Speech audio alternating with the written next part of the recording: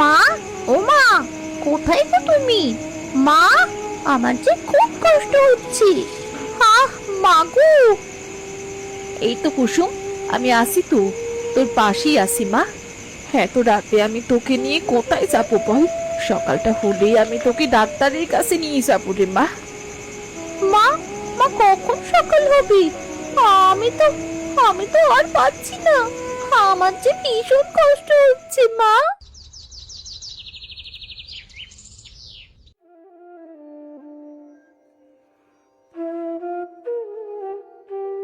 আমি যে আর হাঁটতে পারছি না। আমাকে একটা গাড়িতে করে নিয়ে চলো না মা। আমার যে খুব কষ্ট হচ্ছে। ও দাদা, আমার মেয়েটা খুব অসুস্থ গো, একটু নিয়ে চলো না তোমার গাড়িতে। বেশি দূর যাবো না, ওই সামনের পাড়ার হাসপাতালে নামিয়ে দিলেই হবে গো। এ আবার এমন করে বলতে হয় নাকি? তোমরা যত দূর যাইবা আমি তোমাগর তত দূরেই লইয়া যাবো। এইটাই তো আমার কাজ।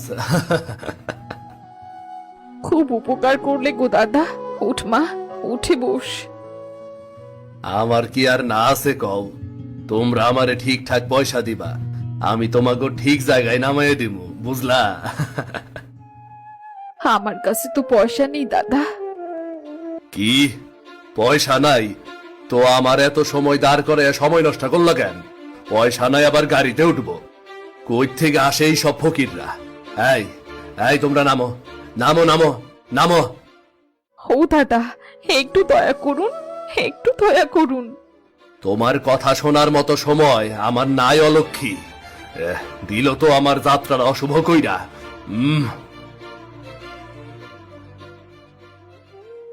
চল মা, হেঁটেই চল।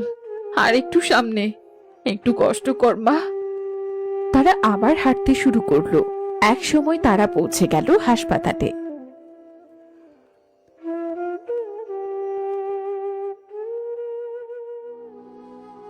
ও ডাক্তার সাহেব, আমার মেয়েটারে একটু দেখেন, ও ভীষণ অসুস্থ, ওর খুব জ্বর। ওকে সুস্থ করে দিন ডাক্তার সাহেব, আমার মেয়েটা ছাড়া আমার আর কেউ নেই। টাকা পয়সা এনেছেন তো ঠিক মতো, মুখ দেখে তো মনে হয় টাকা করি ছাড়াই এসেছে। টাকা ছাড়া চিকিৎসা করি না আমি। এমন করে বলবেন না, আমরা খুব গরিব। এই মেয়েটা ছাড়া আমার কেউ নেই। এমন করে বলবেন না, আমরা খুব গরিব।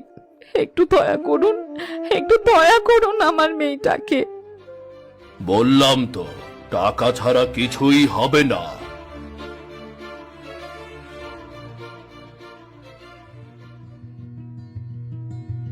এ কি হয়েছে ওর? আর আপনারা কাঁদছেন কেন? আমার মেয়েটাকে সুস্থ করে দিন না ডাক্তার সাহেব, ওর খুব জ্বর। এই ব্যাপার, এত কান্নাকাটির কিছু নেই।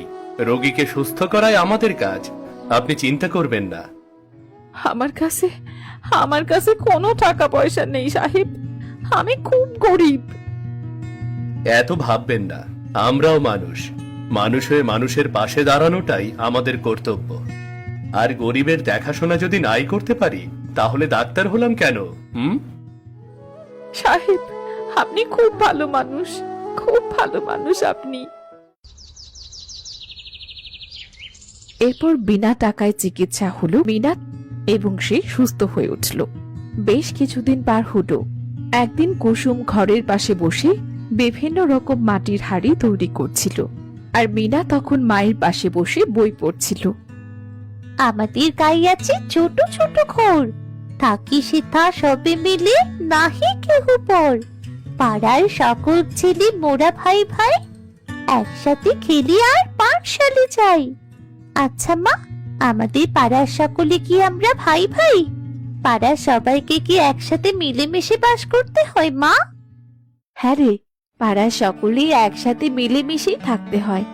কারোর সাথে হিংসে, মারামারি, ঝগড়া এসব করতে হয় না। কিন্তু হঠাৎ পড়া রেখে তুই এমন প্রশ্ন কেন করছিস বলতো? আমার সোনা মা, ভালো করে পড়াশোনা কর, তোকে যে অনেক বড় হতে হবে। কিন্তু মা, আমার যে স্কুলের বন্ধুরা আছে, ওরা তো আমার সাথে মিলেমিশে থাকে না। সব সময় আমাকে গরিব গরিব বলে, আমাকে তাড়িয়ে দেয়। ওদের সাথে আমাকে খেলায়ও নেয় না। মন খারাপ করিস না রে মা, কি বলেছে তুই গরিব? এই যে আমি তোর মা আছি তো, যার মা থাকে সে কখনো গরিব হয় না।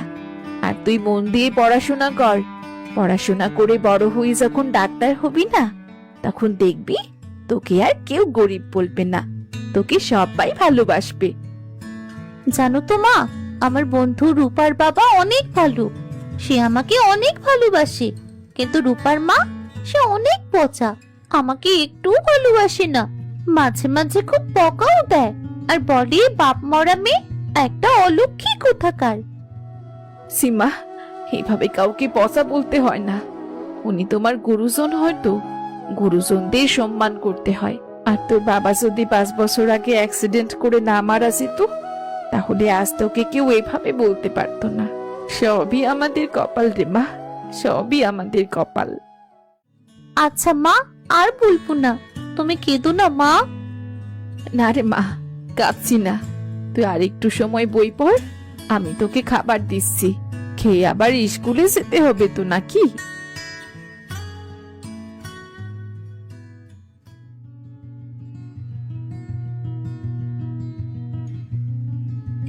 নে মা নে, চটপট খেয়ে নে তো। আগে তুই খেয়ে স্কুলে যাবি, তারপর আমায় আবার হাটে যেয়ে হাড়ি বিক্রি করতে হবে। দেরি হয়ে গেলে আবার হাট পাবো না। রোজ সকালে পান্তা ভাত খেতে আমার একদম ভাল লাগে না মা, আজ আমি ভাত খাবো না। এত বায়না করিস না রে মা। আচ্ছা, আমি তোকে খাইয়ে দিচ্ছি। আজ রাতে গরম ভাতের সাথে বড় মাছ ভুনা করে খাওয়াবো, কেমন? সত্যি মা? সত্যি? ঠিক আছে, এই হা করলাম, এবার দাও মা।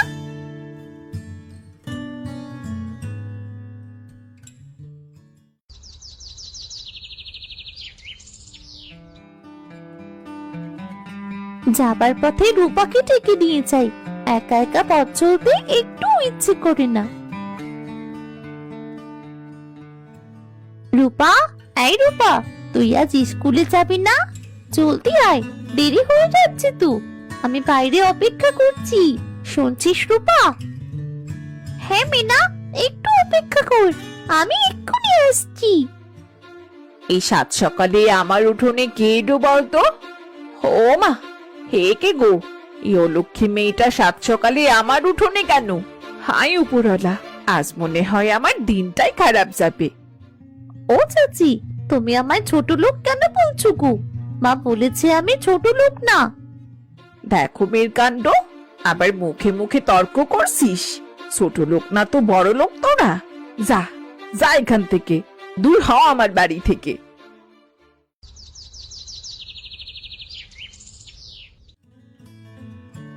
ও মা, তুমি রোজ এভাবে বকো কেন ওকে? ও তো আমার বন্ধু হয়। কিরে রূপা, ওই ছোট লোকটার সাথে মিশতে না তোকে বারণ করেছি? তুই ওর সাথে যাচ্ছিস নাকি? আবার মায়ের মুখে মুখে কথা বলিস। কি হলো মানসী, এই সাত সকালে তুমি এভাবে মেয়েটাকে বকছো কেন? বকবো না তো কি করব বলো? দেখো তোমার মেয়ের কাণ্ড। কোথায় বড় লোকের সাথে বন্ধুত্ব করবে তা না, সে বন্ধুত্ব করে গরিব ছোট লোকের সাথে। এতে করে যে বাবার মান সম্মানও নষ্ট হয়, সে তো বোঝে না তোমার মেয়ে। সাত সকালে দিল আমার বাড়িটা অমঙ্গল করে। ও এই ব্যাপার, তুমি রাগ করছো কেন গো? আমার মেয়ে তো আমার মতোই হয়েছে। মেয়েটা তো একদম ঠিক মানুষের সাথে বন্ধুত্ব করেছে, আর তুমি ওকে অমঙ্গল বলছো কেন? তুমি জানো না মেয়েরা বাড়ির লক্ষ্মী হয়? মিনা তো একটা শিশু, আমাদের রূপার মতোই। যেমন বাবা তেমনি মেয়ে। তোমার আশকারা পেয়ে এমন হয়েছে মেয়েটা। সত্য সব, যা করো তোমার মন চায়।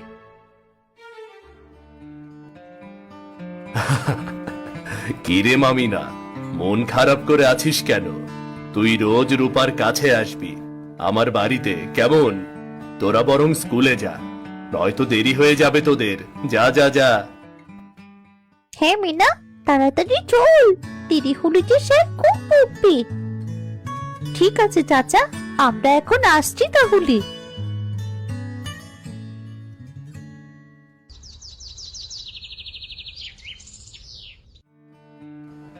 তাহলে সোনামণিরা, আজকের পড়া থেকে আমরা কি শিখলাম?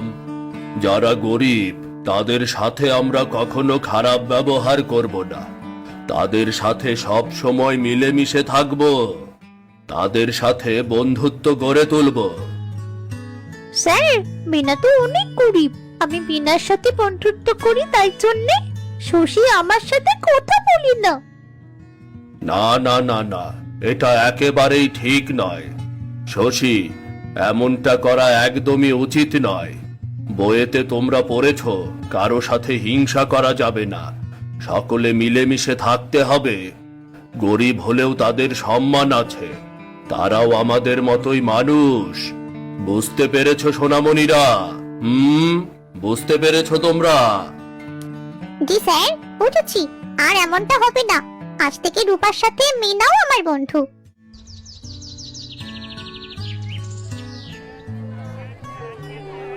আজ কেন যে হাঁড়িগুলো বিক্রি হচ্ছে না? মেয়েটাকে তো বলে এলাম রাতে বড় মাছ ভুনা করে দেব, কিন্তু হাঁড়িগুলো বিক্রি না হলে মাছ কিনবো কি করে? কিরে মিনার মা, আর কতদিন এইভাবে হাড়ি বিক্রি করে সংসার চালাইবি? হ্যাঁ, জামাই রে তো অকালে খাইছত, এখন হাটে হাটে হাড়ি বিক্রি করা শুরু করছত। যার যেভাবে সম্ভব সে তো সেভাবেই রুজির ব্যবস্থা করে দাদা। কারো মনে আঘাত দিয়ে কথা বলেও কি আছে? আমি বলি কি, শোন, মাইয়াডারে কোন জায়গায় বিক্রি কইরা দে, তাইলে অনেক টাকা পাবি। সেই টাকা দিয়া তুই আরামে থাকতে পারবি রে। লিটন দা, এ কি বলছো তুমি? তুমি তো জানোই মিনা ছাড়া আমার কেউ নেই, ওই আমার সব। আজ গরিব বলে তোমরা এসব বলতে পারছো, কিন্তু একজন আছেন ওপরে, তিনি সব দেখছেন। হইছে হইছে, আজকালের দিনে আর কাউরে ভালো বুদ্ধি দিতে নাই। ভালো কথা কইলাম, তা তো শুনলই না। হইছে তো গরিব ছোট লোক। আমারে দেখ দেখ, আমার কত কত দোকান, মাসে কত টাকা আয় করি জানস? আমার মতো মানুষ যে তোর লগে কথা কইছে, এটাই তো তোর ভাগ্য, বুঝলি? এটাই তোর ভাগ্য। আইছে।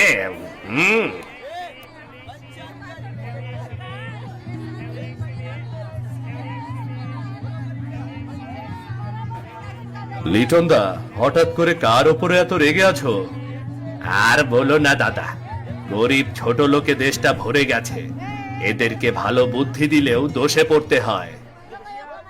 হ্যাঁ, আমরা যারা একটু ভালো আছি তারা যদি গরিবদের পাশে না দাঁড়াই, তাহলে গরিবরা ভালো থাকবে কি করে বলো তো? কিন্তু তুমি আবার কাকে কি বুদ্ধি দিলে বলো তো? ওই যে দেখো, মিনার মা কুসুম রোজ হাটে হাটে ঘুরে হাড়ি বিক্রি করে। আমি বললাম তুমি মেয়েটাকে বিক্রি করে দাও, যে টাকা পাবে তা দিয়ে তুমি আরামে দিন কাটাতে পারবে।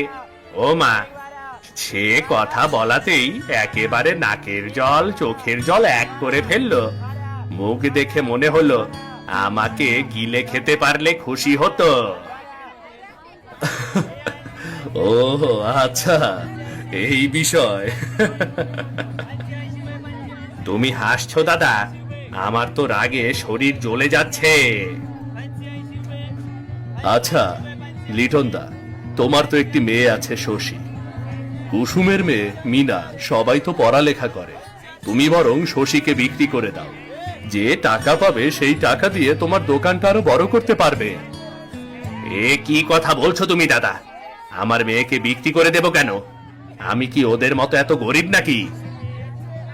শোনো শশী, যেমন তোমার কাছে আপন মিনা, ও তেমনি কুসুমের কাছে আপনও। তাই কুসুমকে এ কথা বলা তোমার একদম ঠিক হয়নি। তাছাড়া কুসুম গরিব বলে আমরা যদি ওকে আরো অবহেলা করি, হিংসে করি, তাহলে কুসুম ভালো থাকবে কি করে বলো? আমরা যারা একটু ভালো আছি, আমাদের উচিত সব সময় গরিবের সম্মান করা, শ্রদ্ধা করা, ভালোবাসা, তাদের উপকার করা, কারণ গরিবরাও মানুষ। হ্যাঁ দাদা, আমি বুঝতে পেরেছি, আমার খুব ভুল হয়ে গেছে। আমাদের উচিত সব সময় গরিবের উপকার করা, তাদের পাশে থাকা, গরিবের সাথে খাতির করা। গরিব বলে কখনো কাউকে ছোট করে কথা বলতে নেই। দেখো, কুসুম কত কষ্ট করে হাড়ি তৈরি করে হাটে বিক্রি করে সংসার চালায়, তবুও সে তার মেয়ে নিয়ে খুশি আছে। কিন্তু তোমার কটু কথায় সে মনে খুব দুঃখ পেয়েছে।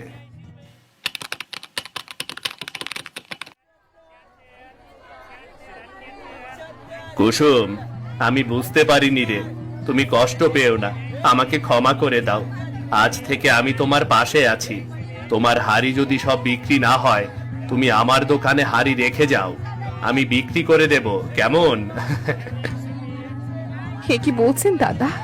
আপনারা আমার পাশে থাকলে আমি আমার মেয়েটাকে একটু ভালো খাবার দিতে পারবো, ভালো পড়তে দিতে পারবো, ওকে পড়াশোনা শিখিয়ে বড় করতে পারবো।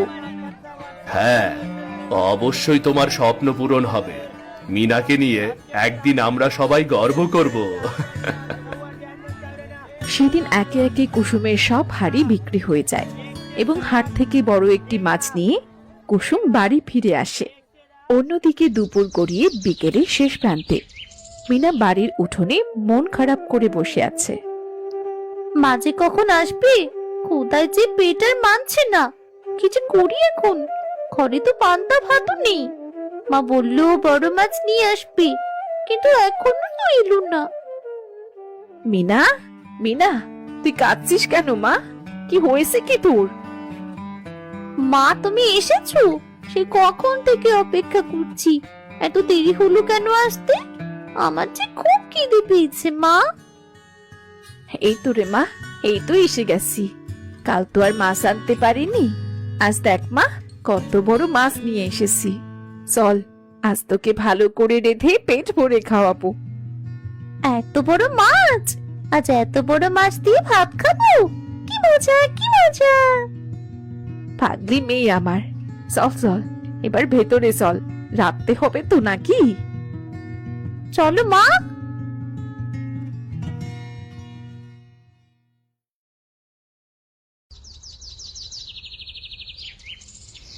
তুই খা মা, তুই পেট ভরে খা, তোকে আমি ভালোভাবে খাবারও দিতে পারি না। মন খারাপ করো না মা, তুমি আমার পাশে আছো, আমার আর কিচ্ছু চাই না।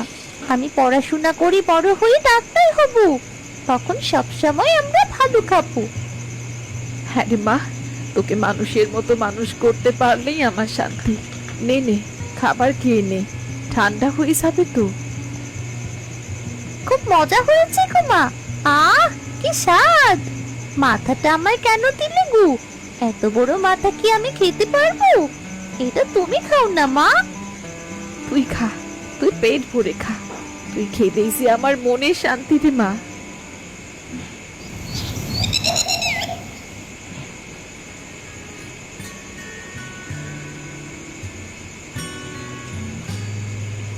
বাবা জানো, আমরা কত মজার মজার খাবার খাই, কিন্তু মিনা আর ওর মা অনেক কষ্ট করে। মিনা বলেছে ওরা নাকি মাছ মাংস খেতে পারে না, বড় মাছও খেতে পারে না। অন্যের জন্য একেবারে দরদ উতলে পড়েছে। বলি অন্যের চিন্তা না করে নিজে খাও, রাত হয়েছে, খেয়ে ঘুমিয়ে পড়ো। আহ মানসী, তুমি এভাবে মেয়েটাকে কেন বকো বলো তো? আর তুমি ওকে মিনার সাথে মিশতে না করছো কেন? কেউ তো আর ধনী গরিব দেখে জন্ম নেয় না, তাই না? গরিবদের এভাবে অবহেলা করতে নেই। আর মা, রূপা, তুই খেয়ে নে। মিনার মা আজ মিনার জন্য হাট থেকে বড় মাছ নিয়ে গেছে। মিনাও আজ মাছ ভাত খাবে, বুঝলি? তাই? বেশ ভালো তো, আজ আমার খুব ভালো লাগছে বাবা। আজকাল দেখছি মিনার মা কি করে না করে সেই খবরও রাখা হচ্ছে। তা কি পেয়েছো ওই ছোট লোকদের মাঝে? হ্যাঁ, বাচ্চা মেয়েটার সামনে এসব বললেও কি শিখবে? গরিব ধনী কেন চিন্তা করো? আমরা সবাই তো মানুষ। আজ আমরা ভালো আছি, কাল আমরাও গরিব হতে পারি। আর আজ যারা গরিব আছে, কাল তারাও ধনী হতে পারে। তাই গরিব বলে অবহেলা বা হিংসা করা একদমই ঠিক নয়। বরং গরিবদের পাশে থেকে গরিবদের সাথে খাতির করে তাকেও ভালো থাকতে দেওয়াটা আমাদের সবার দায়িত্ব, বুঝলে? আমাদের সবার দায়িত্ব। হ্যাঁ বাবা, আমাদের প্রবীণ স্যারও তাই বলেছি। বলেছে সব সময় গরিবদের পাশে মিলেমিশে থাকতে হয়। আমিও বুঝতে পেরেছি, আমার খুব ভুল হয়েছে গো। রূপা মা, তুই রোজ মিনাকে আমাদের বাড়ি নিয়ে আসিস, আর তোর টিফিন দুজনে মিলে ভাগ করে খাস, কেমন? ইয়ে, কি মজা! মা আমার বন্ধু মিনাকে আর বকবে না। কাল থেকে আমি মন খুলে মিনার সাথে ঘুরে বেড়াতে পারবো। এভাবেই দিন মাস বছর কেটে গেল। 15 বছর পর কুসুমের পরিশ্রম, মিনার চেষ্টা আর গ্রামের সকলের সহযোগিতায় মিনা শহর থেকে বড় ডাক্তার হয়ে ফিরল।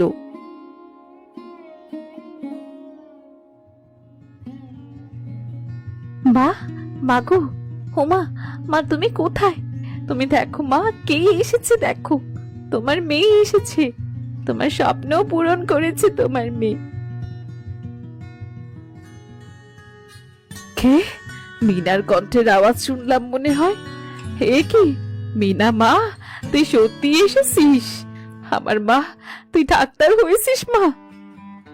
হ্যাঁ মা, হ্যাঁ, দেখো দেখো, তোমার স্বপ্ন আজ সত্যি আমি পূরণ করেছি।